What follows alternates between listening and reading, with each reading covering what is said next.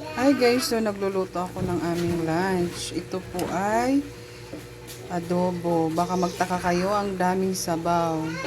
Adobo, manok, plus sinigang siya. Diyos, pero hindi, papaanoin natin yan. Papatuyuin natin yan. Kaya maraming sabaw is, gusto ko kasi sobrang lambot yung manok para masarap. Ayan. So, takpan na lang muna natin.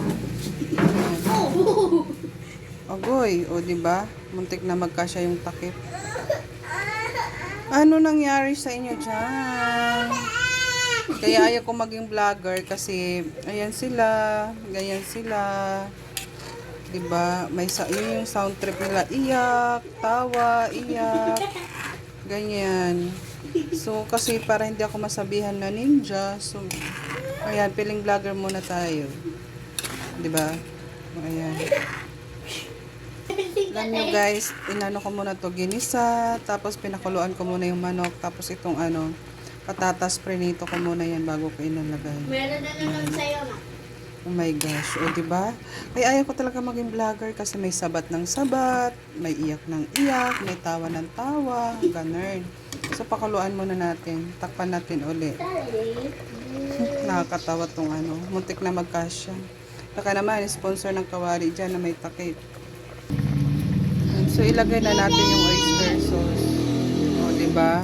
Ganyan kaingay. Kaya ayaw ko talaga maging vlogger. Yan. Kasi maingay talaga dito. Magiging magbo-voice over ka. Ayan yung mga sounds. Diba? So, nalagay ko na ang oyster sauce. So, baka sabihin nyo, ay, hindi naman ganyan yung pagluto ng adobo. Ay, wala akong pake. Iba-iba tayo ng trip, okay? Kanya-kanyang trip yan. Bahala kayo kung iba yung pagluto nyo. So, iba din sa akin. Okay? Iba-iba tayo ng trip, mga mima. So, ito na siya. Ayan, masabaw pa rin. So, nilagyan ko na to ng brown sugar, chicken cube. So, antayin na lang natin yan siya matuyo. Diba? Ayan. Hi guys, pa-like and share naman itong video. Thank you. Bye.